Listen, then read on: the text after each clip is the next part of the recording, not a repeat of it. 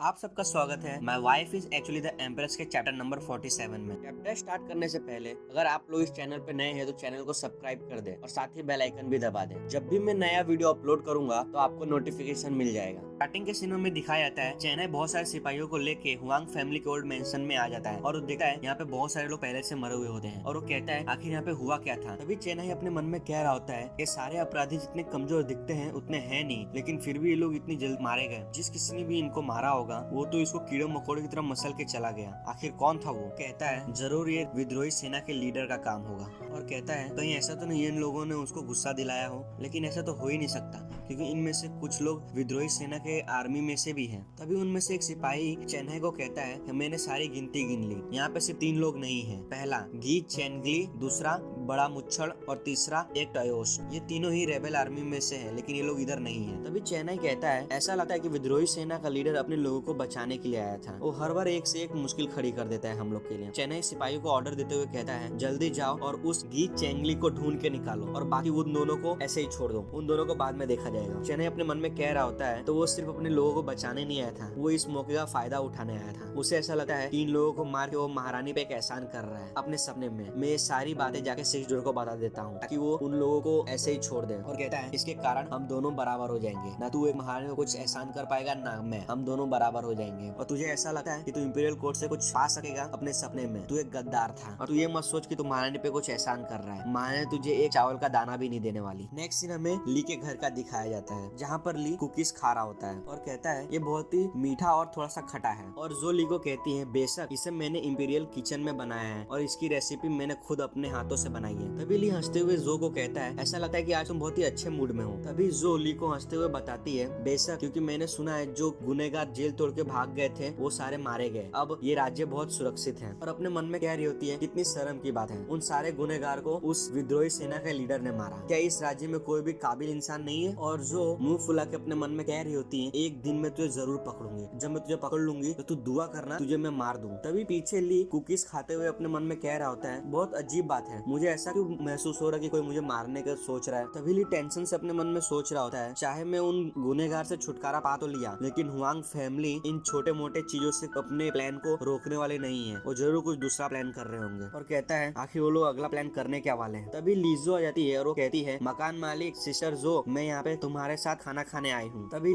लीजो को कहता है तुम यहाँ पे सिर्फ फ्री का खाना खाने आती हो, तुम्हें पता है ना इधर बाहर एक दुकान भी है जिधर केक वेक मिलता है। तभी लीजो वहाँ पे बैठ के खाना खा रही होती है और कहती है क्योंकि सिस्टर जो बहुत ही अच्छा खाना बनाती है और ये बाहर की जो दुकान है वो सिस्टर जो से बराबरी नहीं कर सकती है और ये जो खाना है वो बिल्कुल इंपीरियल किचन के जैसा एकदम मस्त टेस्ट मारता है। तभी ली इसको देख के कहता है तू सिर्फ खाना खाने ही आती है, तो बहुत बड़ी भूखड़ निकली। नेक्स्ट सीन में दिखाया जाता है बहुत तेज आवाज आ रही होती है, वो तीनों देख के चौंक जाते हैं कि आवाज किधर से आ रही है और ली पूछता है ये आवाज डागन ट्रेन से तो नहीं आ रही। तभी लीजो कहती है ये आवाज जरूर ट्रेन से आ रही है लेकिन कुछ अजीब सी है। तो लीजो कहती है ये आवाज ट्रेन से आती है लेकिन जब ट्रेन फुल स्पीड में होती है तब ये आवाज निकालती है, लेकिन ये तो डागन पहुंचने वाली आप अपनी स्पीड क्यों बढ़ा रही है। तभी लीजो कहती है ऐसा लगता है कि वो लोग इसका सिर्फ ट्रायल कर रहे हैं तो फिर हमें टेंशन नहीं, ये आवाज जल्दी बंद हो जाएगी और मुझे ऐसा तो लगता नहीं है कि पूरी ट्रेन इस राज्य में आके टकराने वाली हो। नेक्स्ट सीन में ट्रेन को दिखाया जाता है जो बहुत ही फुल स्पीड में जा रही होती है और सीटी मार रही होती है और उन ट्रेन पे 2 लोग को दिखाया जाता है और सायन नारुंटियो को कहता है हड्डी को जमा देने वाली ठंड और यहाँ पे बर्फ, कितनी ताजी हवा और ये हजारों मील तक फैली हुई, आखिरकार हम लोग इधर पहुंच ही गए। और सायन नारुंटियो को कहता है तुम बहुत देर से चुपचाप खड़ी हो, कहीं ऐसा तो नहीं कि तुम्हें डर लग रहा हो, मैं तुम्हें अपना कंधा दे सकता हूँ मेरे कंधे पे सर रखने के लिए। तभी नारुंटियो अपनी तलवार निकाल के सायन के गर्दन पे रख देती है। तभी सायन कहता है मैं तो सिर्फ मजाक कर रहा था, तुम इसे सीरियसली मत लो। फिर नारुंटियो वहाँ से मुड़ जाती है और तभी नारुंटियो अपने मन में कहती है कि मैं आपकी मदद करने यहाँ पे आ गई, मैं आपका वो हक दिला के रहूंगी जो आपको चाहिए था। मुझे पक्का मालूम है कि आपको नई महारानी की वजह से बहुत ही अनकंफर्टेबल महसूस हो रहा होगा, लेकिन टेंशन मत लो, मैं यहाँ पे आ गई, अब आपका समय आ गया है इस दुनिया को दिखाने का कि सबसे ताकतवर कौन है। नेक्स्ट सीन में दिखाया जाता है ट्रेन डागन एम्पायर के गेट से टकराने वाली होती है फुल स्पीड में और नेक्स्ट सीन में दिखाया जाता है ट्रेन दीवार तोड़ के डागन एम्पायर में घुस जाती है। तभी एक सिपाही वहाँ पे आ जाता है और कहता है इस ट्रेन को चारों तरफ से घेर लो, कोई भी इससे बच के ना निकलने पाए। उनमें से एक सिपाही कहता है किसकी इतनी हिम्मत जो इस इस राज्य में हमला करने का सोचे। तभी साइहान उस सिपाही के पीछे आ जाता है। वो सिपाही साइहान को देख के बहुत डर जाता है क्योंकि वो बहुत ही बड़ा होता है और साइहान उस सिपाही को पकड़ के मार देता है। नेक्स्ट सीन में दिखाया जाता है उस ट्रेन के चारों तरफ बहुत सारे भीड़ इकट्ठा हो जाते हैं। उनमें से ली और जो भी वहाँ पे आ जाते हैं और वो देखते हैं बहुत सारे सिपाही जख्मी हो चुके होते हैं और ली अपने मन में सोच रहा होता है ये सब करने के लिए बहुत बड़ी पावर चाहिए होती है, कहीं ऐसा तो नहीं वांग फैमिली और विद्रोही सेना साथ में मिलकर काम कर रहे हो। ली जो को कहता है, इसे देख के लगता है कि नई महारानी को बहुत सारा काम करना पड़ेगा, अब वो महल से बाहर भी नहीं निकल पाएगी। तभी जो कहती है मुझे भी ऐसा ही लगता है। तभी चेन अपने मन में सोच रहा होता है ये घबरा क्यों रही है, कहीं ऐसा तो नहीं ये सब देख के उसे बहुत डर लग रहा हो। तभी ली के पीछे दो सिपाही बात कर रहे होते हैं तो उनमें से एक सिपाही कह रहा होता है क्या तुम्हें पता है कि जिसने हमला किया आखिर वो कौन थे। उनमें से एक सिपाही कहता है जब हमला हुआ था तो बहुत सारे सिपाही वहाँ पे चले गए थे लेकिन वो सारे के सारे मारे गए। उनमें से किसी ने देखा था कि सिर्फ 2 लोग हैं जिसने यहाँ पे हमला किया है। उनमें से एक आदमी कहता है उन दोनों में से एक औरत थी जो बहुत ही सुंदर थी, उसकी नीले बाल थे और वो एक तलवार अपने कमर पे रखी हुई थी और एक कोट पहनी हुई थी। ऐसा लग रहा था कि वो एक बर्फीले इलाके से हो और उसको देख ऐसा लग रहा था बर्फीले इलाके की फेरी क्वीन हो। और दूसरा एक आदमी था बहुत ही बड़ा और बहुत ही खूंखार दिख रहा था। तभी ली अपने मन में सोच रहा होता है औरत के बारे में बात कर रहे हैं कहीं वो औरत नारंटुआ तो नहीं, और कहता है आखिर वो यहाँ पे कर क्या रही है, ऐसा मत कहो कि वो वांग फैमिली के साथ मिलके काम कर रही हो। और कहता है चाहे कुछ भी हो जाए जो भी जो को नुकसान पहुंचाने की कोशिश करेगा मैं उसे एक ही बार में खत्म कर दूंगा। तभी साइहान नारंटुआ एक घर के छत पे खड़े होते हैं। तभी साइहान नारंटुआ को कहता है क्या तुम विद्रोही सेना को लीडर को अभी भी ढूंढ रही हो। और साइहान कहता है तुम आखिर इतनी दूर से उसको कैसे देख सकोगी, ये सिर्फ समय की बर्बादी कर रही हो तुम। तभी नारंटुआ साइहान को कहती है चाहे कुछ भी हो जाए अगर वो इधर होगा तो मैं उसे कहीं से भी देख सकूंगी। तभी नारंटुआ कहती है पर तुम गलत भी नहीं हो, मुझे समय बर्बाद नहीं करना चाहिए, हमें वो सबसे पहले जरूरी काम करना होगा। तभी साइहान अपना कुल्हाड़ी निकाल कर कहता है बराबर तुमने सही कहा, सबसे इम्पोर्टेंट काम है लोगों को मारना। ये सब देखे नारुतो उसको अजीब नजरों से देख रही होती है। तभी साइहान घबराते हुए उसे नारुतो को कहता है तुम मुझे ऐसे घूरो मत, तुम्हें पता है ना कोई भी मुझे नहीं पकड़ पाएगा। तभी नारुतो कहती है तुम गलत भी नहीं हो, तुम बहुत ही ताकतवर हो, तो तुम्हारे वजह से मुझे बहुत सारा समय मिल जाएगा, जाओ तुम्हें जो करना है करो। और साइहान नारुतो को कहता है पर तुम जा कहाँ रही हो। तभी नारुतो साइहान को कहती है मैं राजमहल की तरफ जा रही हूँ, मुझे नई महारानी से मिलना भी तो है, देखना आखिर वो